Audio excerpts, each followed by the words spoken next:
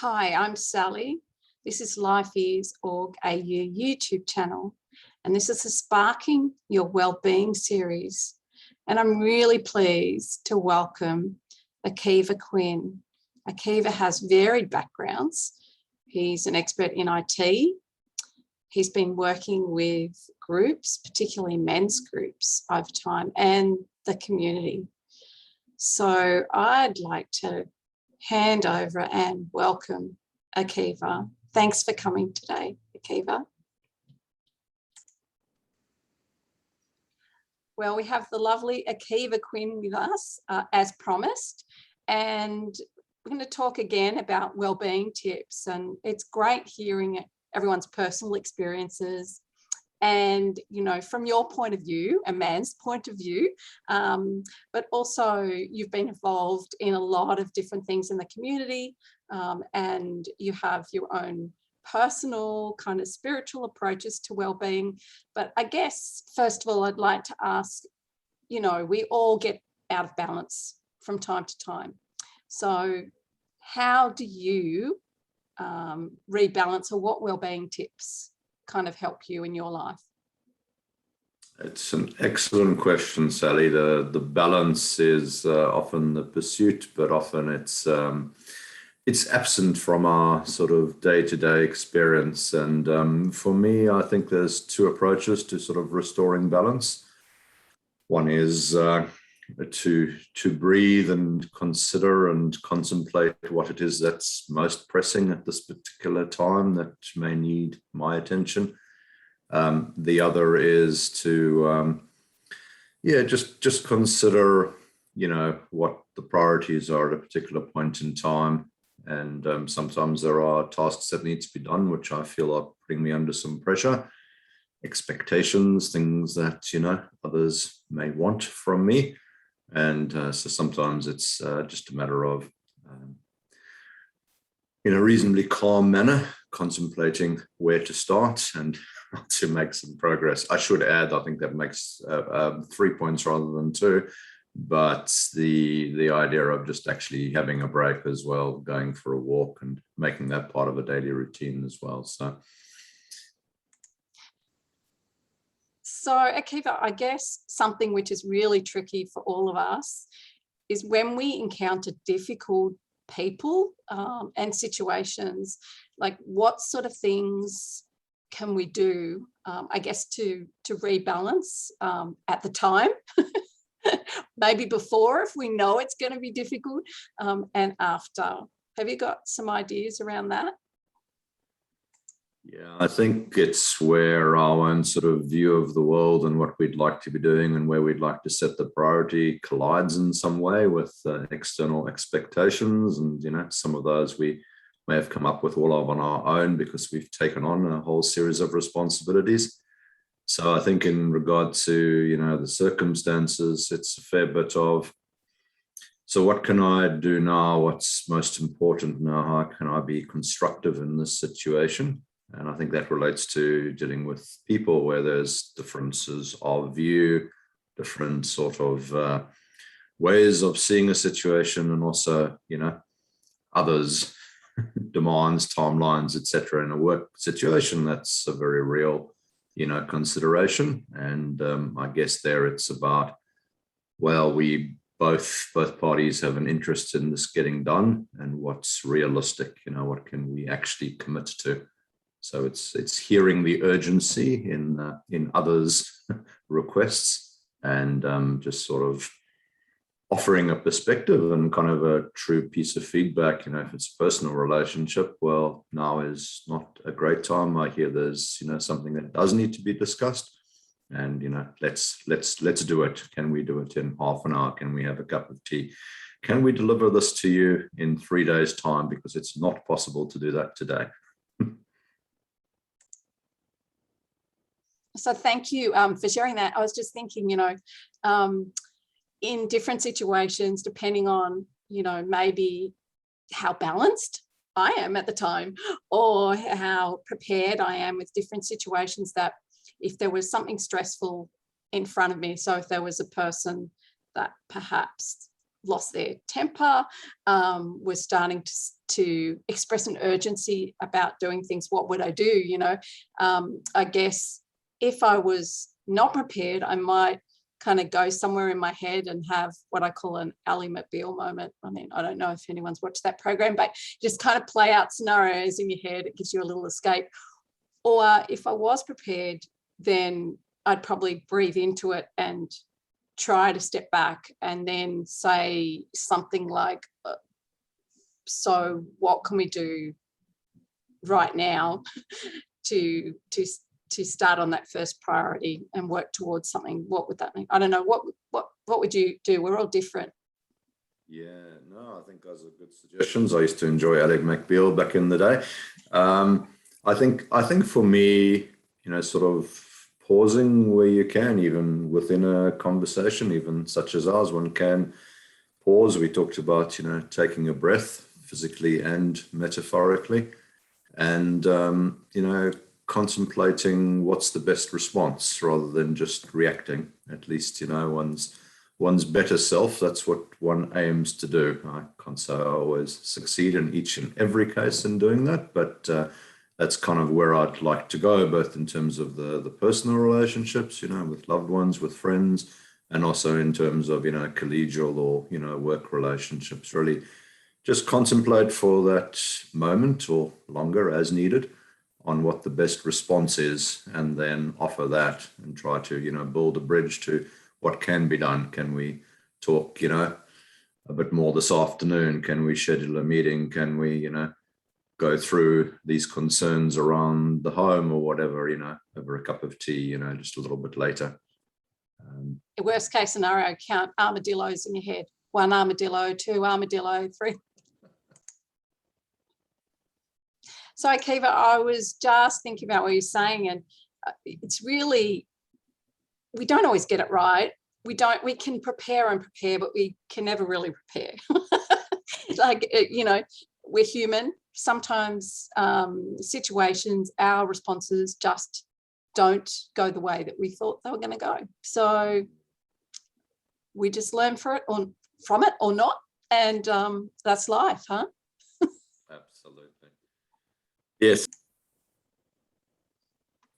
I think forgiving ourselves and forgiving others is a key part of, you know, the human condition, and remaining positive without being sort of glib about one's accomplishments and perfections, because in most cases that would be an inappropriate sort of self-assessment. However, you know, for me, it's very important to hold on to, you know, the truth and the integrity of doing my best in these circumstances, and hope for a similar level of forgiveness. Occasionally an apology may be required to a colleague, you know, a friend, a loved one, for not being attentive enough at a particular moment in time, for not being available, for not listening as carefully and as openly as I should, and you know, even for saying the wrong thing. But I think in a sense we learn from our relationship with ourselves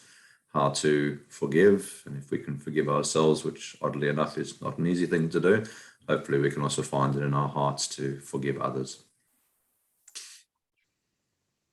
So Akiva, what's your favorite thing or your go-to to bring calm into the present moment? Could be a couple of things. Too kind. I was hoping it would be more than one thing, Sally. I think for me, it's finding a peaceful place, and that can be sort of, you know, just outside, step out of home. We're all spending quite a lot of time at home these days in the current, you know, pandemic era, or step out of the office, wherever you might be, if a physical kind of relocation can help, or just find a place where it's calm. Just take a few minutes, you know, looking away from the screen or the page or whatever one's doing, and yeah, just sort of stop in that way for a moment. More broadly, yeah, reading, definitely. The right sort of, you know, show where you can kind of either just relax, have a bit of a laugh, or reflect on something, civil rights movement in the United States in 1968, if that's your thing, with Harry Belafonte and his relationship with Martin Luther King Jr.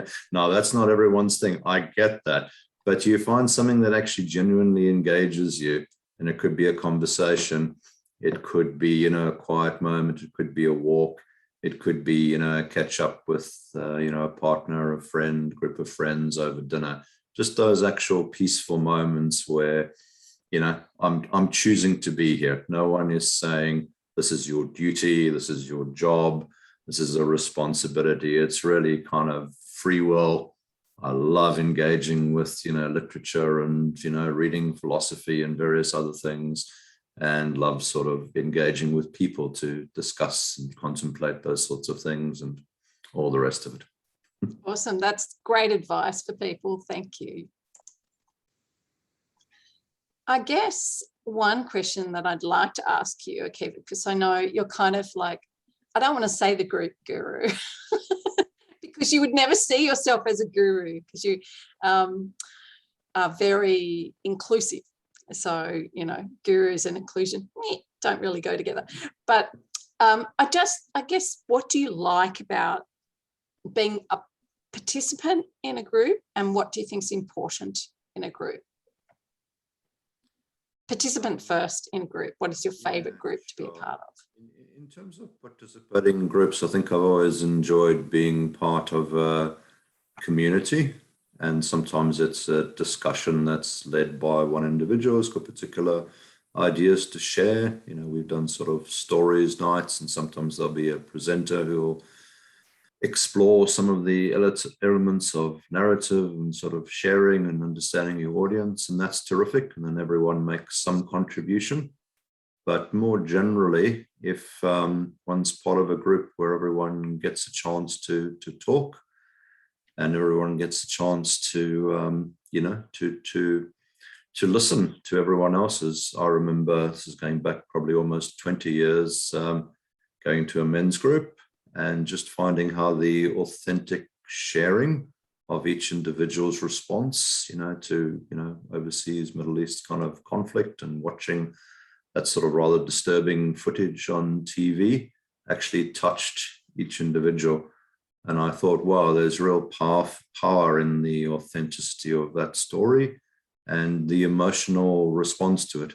And I think as a participant, and in more recent times as a sort of facilitator of, men's groups in particular, that's just such a beautiful moment, because we all have that in a life, and sometimes it might amount to turmoil, sometimes it's a peaceful place, but in either case there's such, relief and such, validation that flows from just being able to hear oneself and just kind of reflect on, so that's what I'm thinking, what I'm feeling at the moment, and hear the, the genuine, real stories of others, and see that they too, in almost every case, have the resources that they need and the answers to their own questions. They just need to go through the process and get a bit of support from others and feel that they are part of a community, which we all are, whether we realize it or not, and therefore find the way through, find the answers, find the,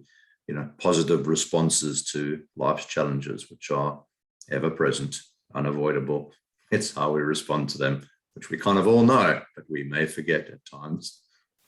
That's such good advice. And, I think about the peer support. There's so much evidence around peer support. That's one part of it. Community, being connected to community is, a big part of breaking that isolation, and therefore feeling like you belong, and heightening your mental well-being, I guess, in that regard. And just the idea of what you were saying, giving everyone a chance to have a say, that often doesn't happen out in the world. So validating people, making them feel valued and equal, which is also something that's reinforced in that process. So thank you. That's wonderful information. No, it's a good provocative question, and it's good to name it. Yeah. And the inclusion, which you mentioned in your question. So yes, everyone being on the journey and the common humanity, as opposed to what we sometimes see. Yes. For my final question, have you got any other ideas that spark your well-being or could spark others' well-being? Question. I was contemplating that sort of idea of what helps me when things get difficult to sort of get back into positive energy and, sparking my own well-being. I think sometimes it's just taking on a bit of a challenge. Last year with the long lockdown in Melbourne, I had an opportunity which probably I hadn't had before, which was to get more involved in philosophy groups and talk, actually do some presentations. Those who know me will understand I spend a reasonable amount of time discussing such matters, politics and life questions and the nature of reality and doing the right thing, all of those sorts of matters. And it was a great opportunity because, suddenly I needed to read more, I needed to prepare. And, perhaps a simpler example, which may appeal to others, go online or go out and join a group, follow a particular interest, a particular passion. And, even if it's just a commitment for 1 or 2 weeks or just a one-off with a particular friend to sit and have that conversation, on Zoom, if that's required in particular circumstances, that's actually like a prompt.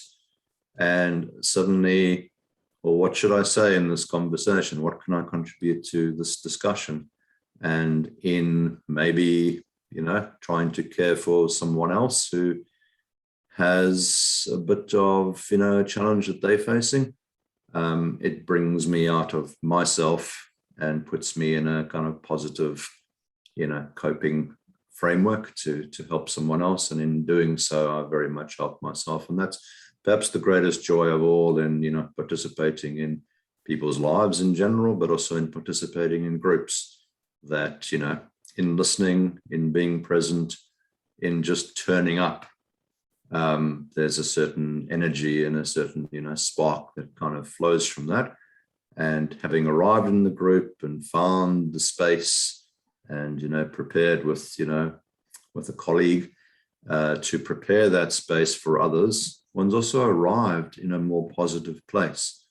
And, looking at the glass half full is the, standard metaphor, but looking at the opportunity, looking at the challenge, looking at the response rather than focusing on the difficulty or the adversity or the suffering, which of course are part of the human experience as well, but seeing, well, what can I do about it?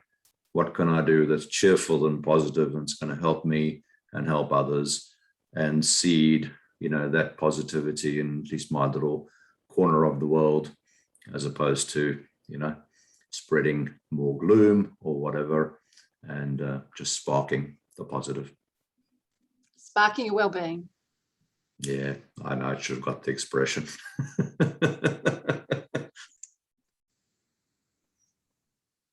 Yeah, I think in summary, one can spark the positive by sort of embracing and considering what the opportunity in the situation is. And that for one as an individual and perhaps for others around you can really spark well-being. Akiva, thank you so much. Once again, you're a wealth of knowledge and experience, and some really accessible information about how people can connect, what skills people develop, and how people can feel more self-compassion, I guess, in those groups, as well as compassion and sense of community towards others. I guess what I want to ask is if people were perhaps interested in becoming involved in a group, whether you had some ideas, if people were interested to follow those up, what ideas would you have or resources might you suggest? Absolutely. No, thank you, Sally. It's a fascinating conversation. One learns a lot in sort of sharing the ideas and reflecting, on what works to spark well-being for myself and, others in a group or elsewhere in one's life journey. So, Yeah, I work as a program facilitator at Relationships Australia Victoria, and we've got a particular program called the Men Being Well program. And certainly encourage people to look us up on the web, RAV, Relationships Australia Victoria website, and we've got a meetup group. And there are other groups supporting fathers in particular areas. There are men's groups around numerous towns depending on where you live, or cities. But yeah, Men Being Well, we run retreats a few times a year when circumstances allow, and we run a monthly group, face to face or online as needed.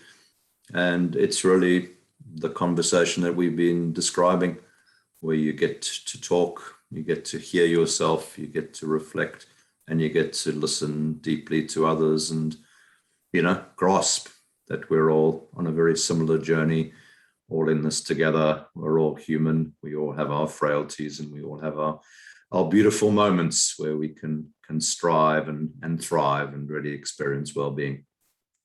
Thanks, Akiva. And I'll put all the details on the description. No, it's beautiful. Video. Thanks, Akiva. You've been watching Life Is .org.au YouTube channel and the Sparking Your Wellbeing series. Please subscribe. Keeps these videos going. But for today, thank you very much, so much for joining, and thank you, Akiva, and adios.